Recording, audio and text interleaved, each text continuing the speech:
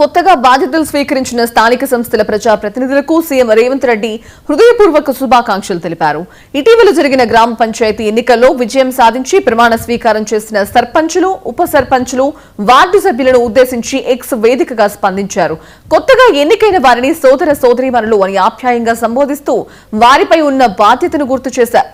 గ్రామాలను అభివృద్ధి చేసి ప్రజా మన్ననలను పొందాలని ఆకాంక్షిస్తున్నారని అన్నారు.